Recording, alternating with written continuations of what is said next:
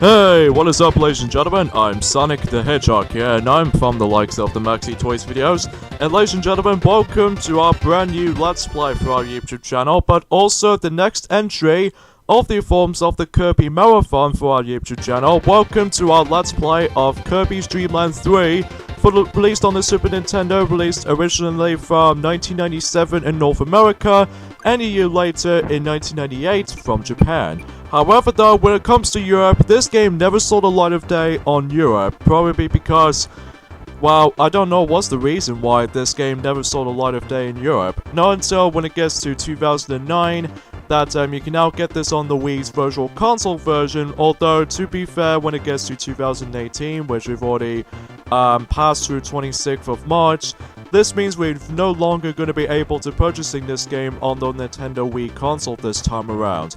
Luckily though, the game did manage to recently re-release on Nintendo Wii U eShop download version if those of you lived in Europe, or United Kingdom, myself included. So even though there's still plenty of chance you can able to actually play this game. Or if you guys lived in Japan and North America, this game also being released on the forms of the Kirby's Dream Collection for Nintendo Wii. So that way you can able to actually play that there.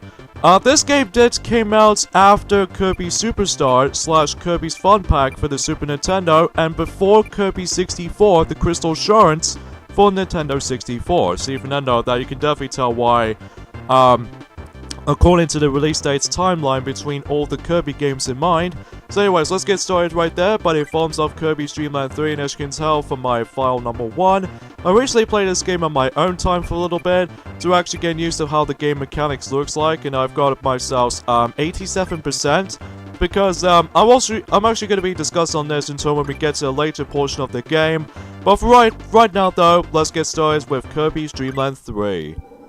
So, right from the start though, is that we actually get things up into ourselves in our world map right there, very much like how it does it in Kirby's Dream Land 2, except the fact of the matter is that this is going to takes place largely focused on the pop stars, even though the actual main plot of the game, actually I might as well get into that details when we get into the first world in the game, because right now we can't go into any other worlds just yet, unless if we proceed to the game.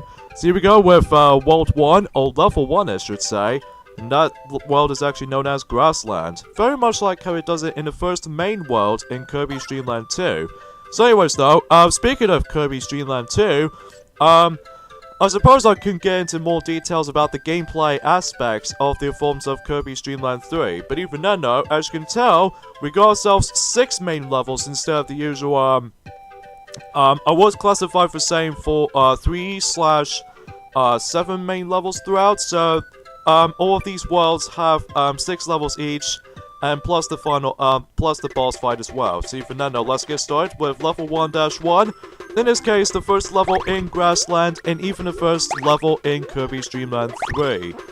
So as far as this gameplay is concerned with the forms of Kirby's Dream Land 3, it almost feels exactly like how it does it in the forms of, if you ever played Kirby's Dream Land 2 before, on the original Game Boy. But because of that though, we got ourselves not only some new features, but it's also some of these returning stuff here and there as well. Like for instance, we had got ourselves Rick the Hamster. He's back from the likes of Kirby's Dream Land 2. But not only does it actually brings back 3 animal buddies, or in this case animal friends is what you like to call it that, but also we've actually come across into several new ones here and there as well.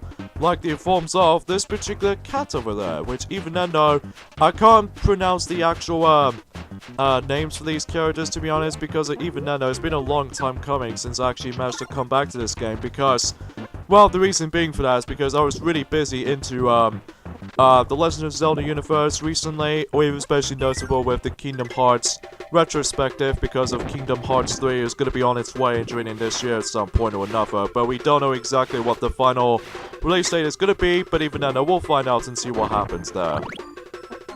So yeah, gameplay wise, it's almost identical to the likes of Kirby's Dream Land 2 and even Kirby's Dream Land 1, except now we got ourselves a dash button this time around though, which thank God, because back in doing the likes of Kirby's Dream Land 2, what I was really used to at this point But even then, it always kind of throws me off that there's no dash button around here during the likes of Kirby's Dream Land 2.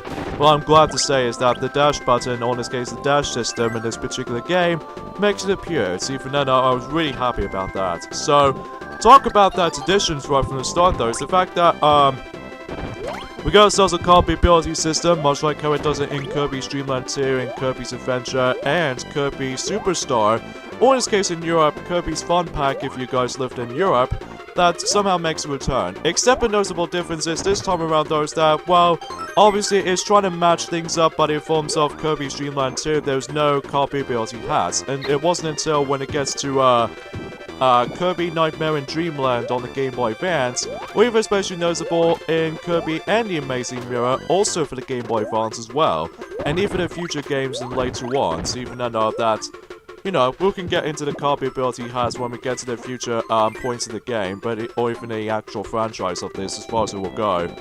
So anyways, here's the main gimmick about this level though, is that if you couldn't tell already, the main purpose of this particular game's main focus is mission based, because if you couldn't tell already, kinda like how it does it in the forms of, I was classified for saying that, rainbow drops in the forms of Kirby's Dream Land 2, except during the likes of Kirby's Dream Land 2, there was only one rainbow drop in each world. But even then, it doesn't matter what levels you're going to be able to actually explore on, but even then, it only holds up to one rainbow drop in the corresponding level you're going to be entering to. But this particular game introduces ourselves a mission structure base, because even then, all we have to do in this particular first mission is the fact that we need to do not kill any of these red flowers. Although, considerably, the name of that red flower is actually known as Tulip. Which even then, after when you're able to avoid as many red flowers as you can, then you get yourselves these little particular items, even for special items. But in forms of, I would classify for saying heart stars, which are very much like equivalent to rainbow stones, or rainbow drops, in the forms of Kirby's Dream Land 2. Except you have to collect 6 in each world. So naturally speaking, this game only contains 5 main worlds this time around, as opposed to 7 in the forms of Kirby's Dream Land 2, and even especially noticeable in Kirby's Adventure. But even though it trying to matches the exact same amount of levels from ever since, you know, Kirby's Dream Land 1, but I digress. So yeah, with that being said in mind though, I really do love the art style of this game this time around. Rather than just make it a little bit more traditional visual style than the likes of any other previous Kirby games, even especially noticeable compared to how it does it from before, now we're going to be introducing to ourselves a different visual style of, you know, when it comes to graphical presentation, but in forms of this game, is that this game is usually made by crayons, which I will admit though, is very impressive to look at, but even then though, that is only because of how the fact that I was really impressed of how the visual standpoints can get slightly differs, depends on what Kirby games we're going to be tackling through, but I digress. So yeah, now we've covered ourselves this particular cat's companion, but again, I'm also able to actually research upon these actual names of those particular stuff. So the next animal friend that we've got, but in forms of the new ones introduced, first off we have, or the second of all, is the forms of Choo Choo, not to be confused as the Choo Choos in the forms of the Legend of Zelda enemy. Well, except the fact that there's no Choo Choos, or to be fair, Choo Choo does somewhat makes a return in Kirby's Dream Land 2, but in forms of the 100% completion requirements, but I'm pretty sure that might be a consumption to that. So anyways, the mission objective in this particular level right there, in this case Grasslands, the second level, is that we need to obviously disable that copy ability, and we need to use a Choo Choo in the first place, and this particular guy right there is actually known as Munchie Munchie. And if you manage to able to actually let Choo Choo's arms barely touch him, and that way we can able to actually get ourselves a heart star. So even then though, I actually did first got this game back in during the likes of 2009, when Kirby's Dream Land 3's first finally be released in the UK, because again, Europe never saw a light of day for this particular game's release, besides North America and Japan. But I don't know what's the description for that, but even then, that's as far as it will go. Ah, crap, I need fire ability, but I don't have it with me, don't I? So, anyway though, Another sort of difference between the previous Kirby games than the likes of this is that, as you can see, while you're still able to get yourself some stars, very much like how it does it in Kirby Dream Land 2, except the fact that in order to actually get 1-ups this time around though in this game is that you need to collect up to 30 stars, because, as you can tell, I've got 1 white star, which actually represents if you collect 5 of those mini stars, then you would able to actually put up... Actually, no, it's not 30. It's actually, yeah, it was 30. I sort of almost miscount.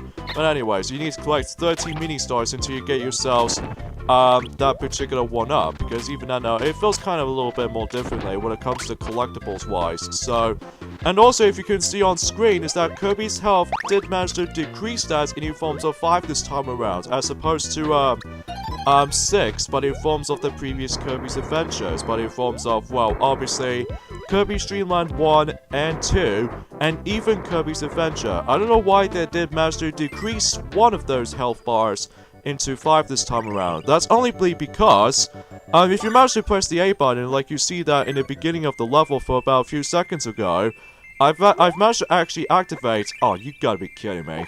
I did not get any rewards for that. Jeez. Anyway, so let's get into this third level right there, and I believe this particular guy right there, when it comes to that image icon, this guy is known as Pitcher Man. Because of that, though, you'll see why in just a moment. But for right now, let's go ahead and get ourselves our electricity copy ability. And yes, much like how it does it in Kirby's Dream Land 2, depends on what animal friends you're going to be using, even especially noticeable with the copy abilities combined. Sometimes they do have their own abilities, but in forms of, like, for instance, that Choo-Choo alongside with the electricity copy ability, that way it can actually shoot the lightning projectile, which even then, though, might be pretty handy, though, if you want to able to dish out as many enemies as possible, but that's just how I think about it. So, when it comes to 100% completion of this game, oh man, this is gonna be a lot of requirements when it comes to 100% completion this time around. You know how the fact that in the forms of Kirby's Adventure, all you have to do is basically we need to get all these hidden switches in order to get actually access to these hidden games during the, you know, the hub worlds of any kind. It was in Kirby's Dream Land 2 that not only do you have to get every single rainbow drops in the 7 worlds throughout, but also you need to get yourselves a Choo-Choo, in these specifically whenever it gets random or what have you. And actually I'll get into more details about that 100% completion requirements until later, but for now, we've got ourselves these mini-games to deal with here. So every time, when you get to the third, when it comes in each world, granted though, there are only 5 main worlds of the game this time around. Naturally speaking as such, every single third stage is in each world, you have to tackle for these minigames. Like for instance, we have to pay attention to the focus minigame to see if what particular Gordo's face design actually has. And right now, I've got all 3 of them correct. If you made one mistake, you're pretty much done. See, Fernando, if you want to get that hard star so badly, then you have to restart the entire level again, or in this case complete the level and go back to the level you came from. Or since you've got this on Nintendo Wii U eShop version, you can able to actually use the save states if you manage to think that most of these minigames can get really difficult as you progress, mainly due to the likes of the very end of the game. Like you can definitely tell why when we actually get to that. As far as the level goes, by the informs of this game this time around, I'm presuming this game is going to be a lot longer compared to how it does it in the first Kirby's Adventure, no, not Kirby's Adventure, Kirby's Dream Land 1, and especially noticeable with Kirby's Dream Land 2, despite the fact that in Kirby's Dream Land 2, does retain shorter levels and stuff like that, and as a result of that kinds of stuff, it only has like, you know, 1 rainbow drop in each world, so, are you freaking kidding me? Jeez, I didn't get anything today. I kind of hope, you know, I can get myself my 1-up, thank you. I mean, come on, seriously, what's the big deal? Anyways, here we have level 4 right there. This one we need to require a stone copy ability, because I say that because, well, we'll definitely tell until when we get to the cavern section, because, well, obviously this game is heavily utilized mission-based, in the forms of each and every single level, except boss battles, because even though boss battles are pretty much as a standard Kirby game that we can able to actually tackle most of them. So anyways though, this particular girl right there, I think this is actually known as Chao, not to be confused as Chao as a, the first appearance of the forms of Chaos ever since, you know, Sonic Adventure 1, in the forms of, you know, the Chao Garden.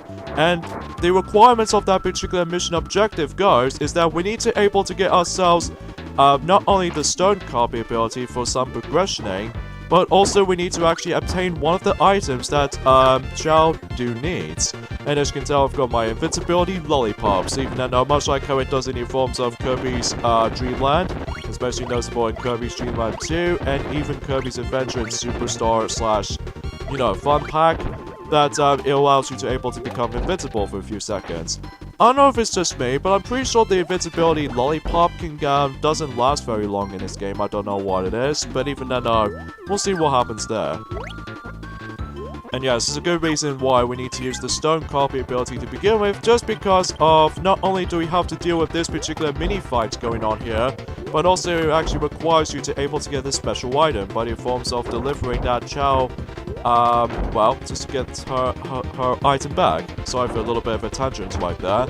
Now, the thing is about, if you're ever trying to do a speedrun tactics about doing every single mini-boss fights, you have to be sure you need to wait until the mini-boss starts moving, because if they stops moving, it doesn't count for a damage. So as you can see, we've actually obtained this little particular monkey figure.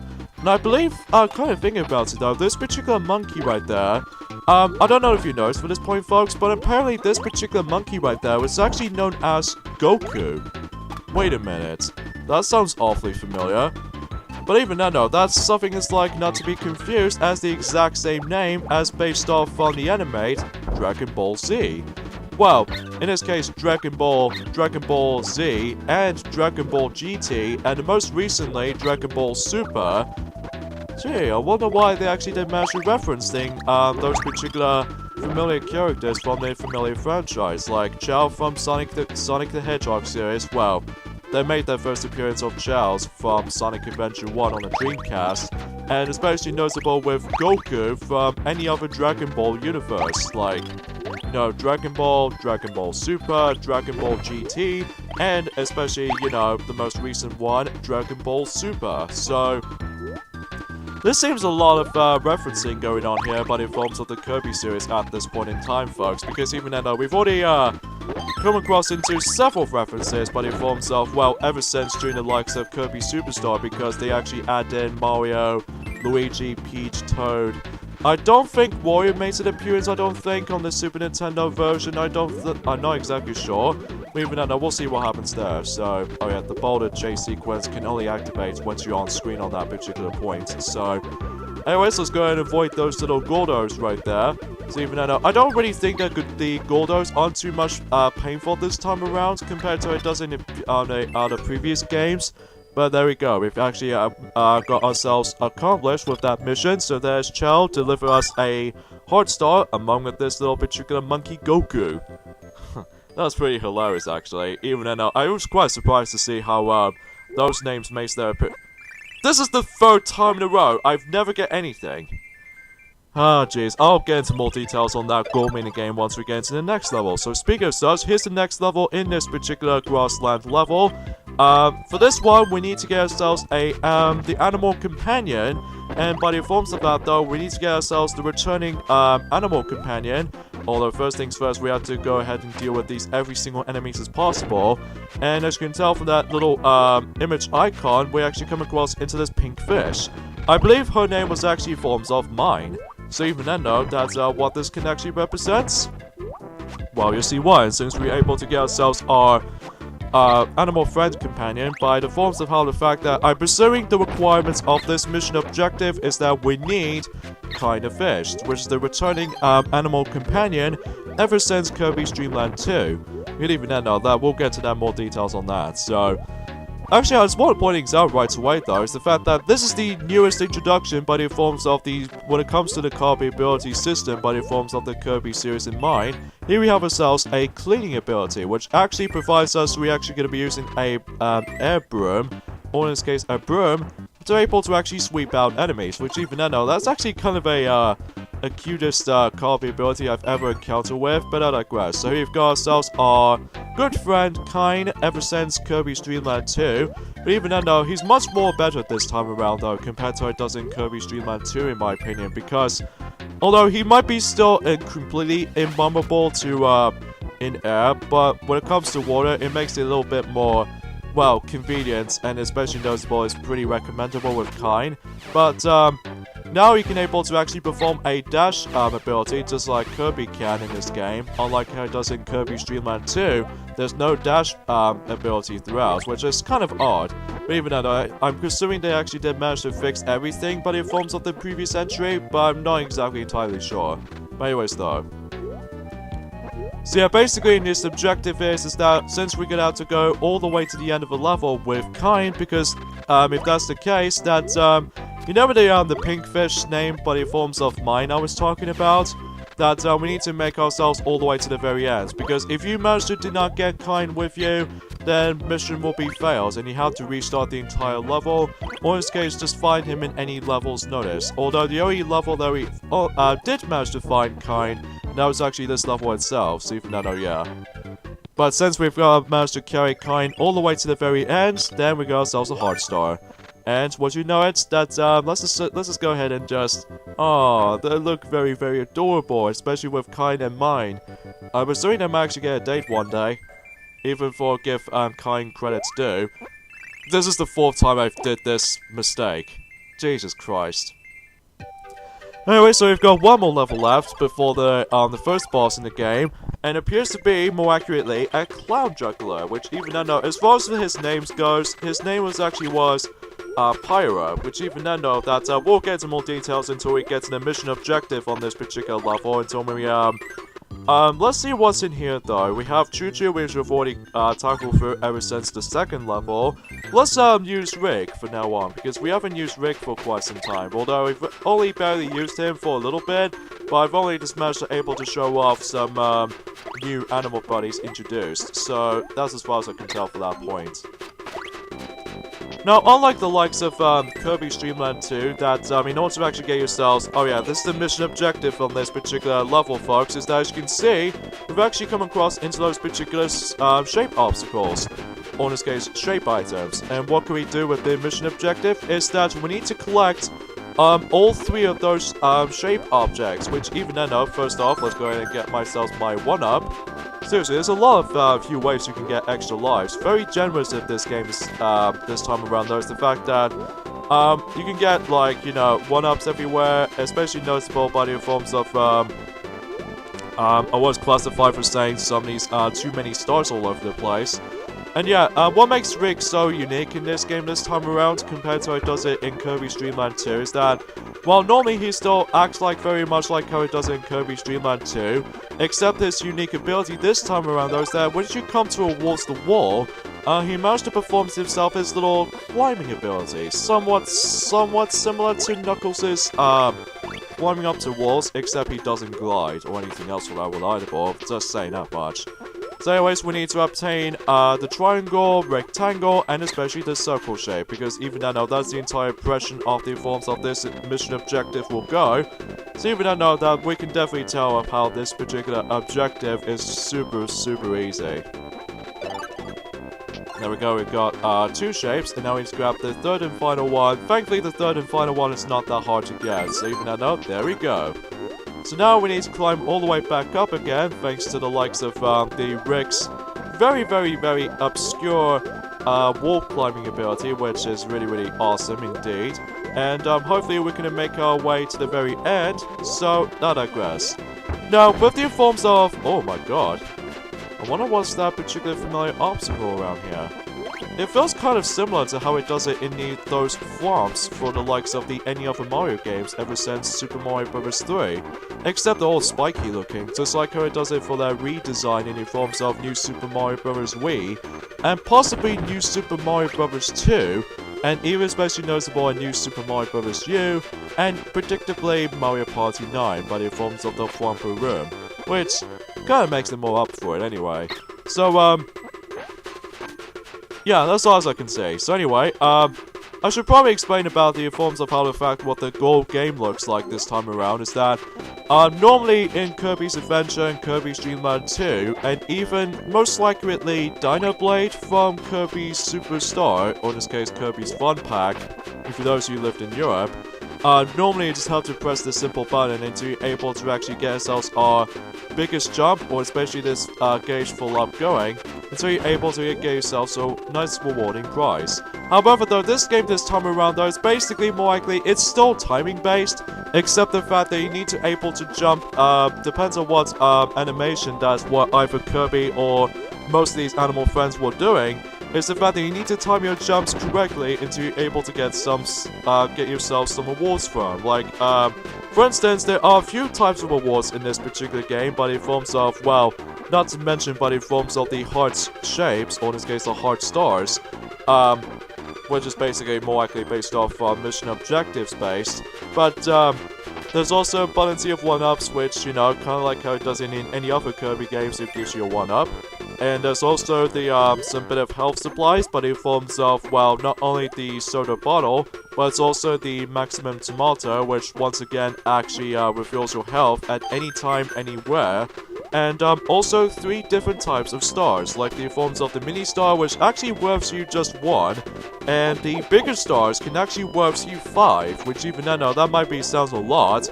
Like, you can definitely tell why once you're able to actually bypass this level completely. And I don't know about the medium-sized stars, but I'm assuming it actually gives you 3, which even then, I might have miscounts for that calculation, as far as I'm aware though. Jeez, I got 12 lives.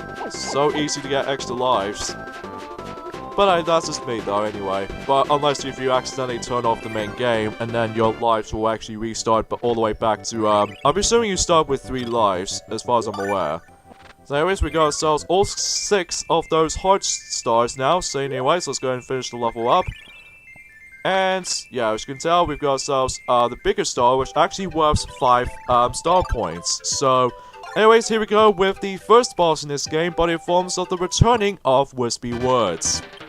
What is this, like the 5th time already to able to come across into Wispy Woods ever since in 1992?